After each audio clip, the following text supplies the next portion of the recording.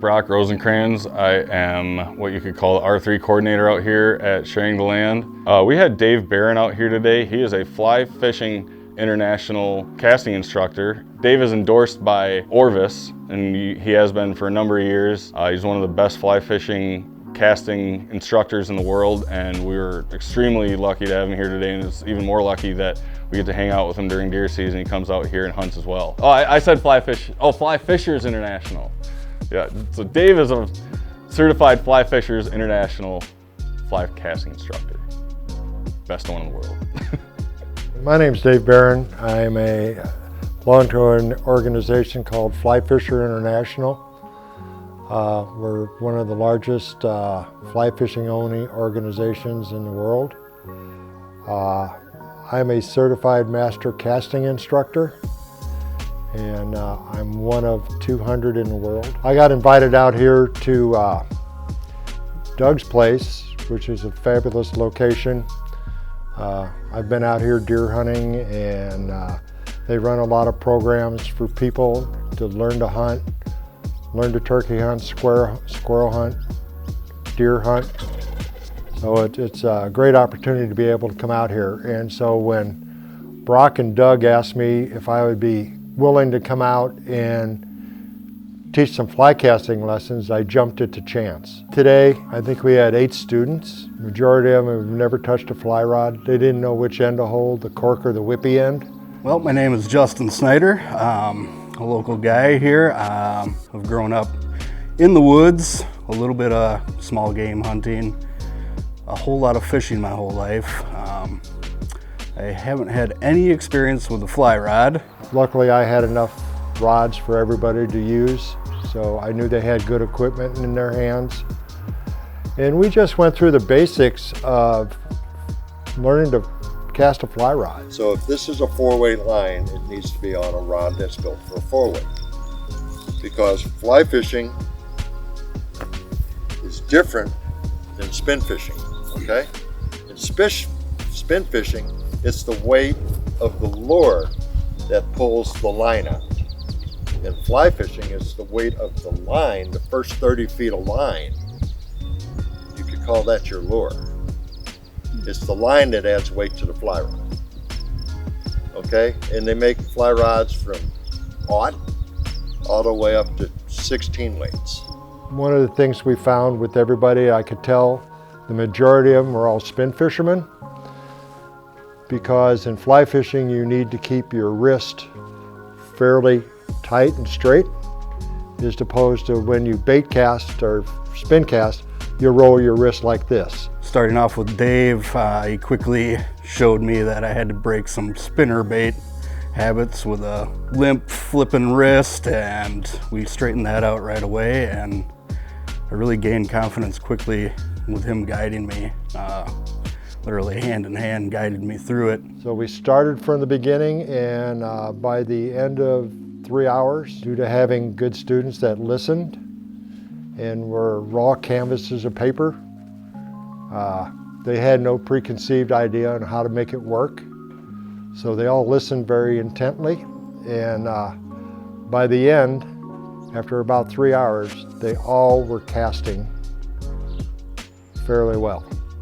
Enough to be able to go fishing. And I always say you can't catch a fish if you can't hit the water. So I'm sure they could all go out and hit the water. When I first saw you, I was terrified. But you all did extremely well. There's several of you who just really got it. Actually, the majority of you guys have really got it. Part of the reason Sharing the Land evolved out of Leopold's Riley Game Cooperative is to get active and engaged landowners involved. People who are active and engaged landowners who are actively managing their property are really interested in interacting with their land. And when they find out how much work it is, they're really interested in having people on their property who would be willing to work with them to do the kind of work on the property that needs to be done. That relationship develops And I think anybody who spends time here realizes that the longer you are involved with our particular co-op, that there's an ease that comes with it. You become friends, that relationship develops. People understand what the property's about. They understand what's going on. They understand kind of what the plan is. It's super nice to be able to just say, this is what we're holding this weekend, and we don't have to compete with anybody. And ends up just being a hangout where a half hour before and a half hour after every event at least is just us catching up and talking about how we've been, because we're all getting that relationship and that rapport together. So we find that to be really helpful and very different than a lot of the access programs where it's simply walk-in access, where there's no interaction and understanding of the land. You're just reading it as a property to hunt, or you're leasing from somebody, be it with the short-term lease or the longer-term lease. Anytime there's money involved, that's a different relationship. It doesn't have to be. If you think of the three components of sharing the land, the landowner, the access seeker, and the land, where those three things come together is where sharing land really exists. There's the landowner who wants to have that relationship with the access seeker, that access seeker who's willing to put in the time and the energy and have that relationship with the landowner, and then the land and the inhabitants of it benefit from that. So that idea is a wider, more holistic approach, and everyone then has skin in the game. The landowner, the access seeker, and the land who's benefiting from it. If we're really trying to develop fishers and hunters and conservationists, days like we had today are really important. Here we had a nationally known fly fishing instructor come and go through the basics of fly fishing. Brought equipment, we went through all this. There wasn't a line hit the water today, yet everyone had the opportunity to learn how to cast. They got some personal attention from Dave. Just a really great day. And I think it's a more full experience for anyone who's interested in learning something like fly fishing. I can tell you this, fly fishing can be a very intimidating thing to get into. I don't think that today anyone was intimidated by the opportunity.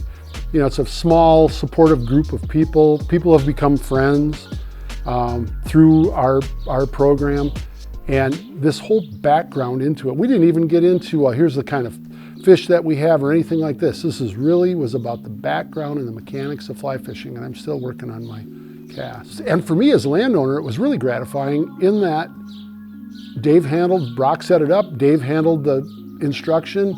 I was just another one of the students. And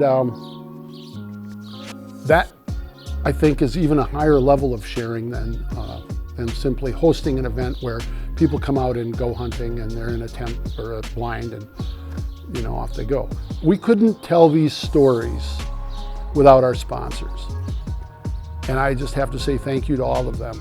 If this has piqued your interest and you're interested in becoming a cooperating landowner or an access seeker, you can go into sharingtheland.com, and there you'll find our conservation resume builder for access seekers and landowners, and then a cooperating land profile.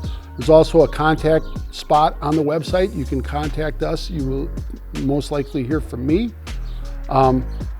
If you go on to dougduran.com, you'll find merchandise. It's not ours, just our turn merchandise, our Sharing the Land merchandise, and all the proceeds from that go to support the programs that we're offering. You can follow us on social media, Doug Duran, Sharing the Land.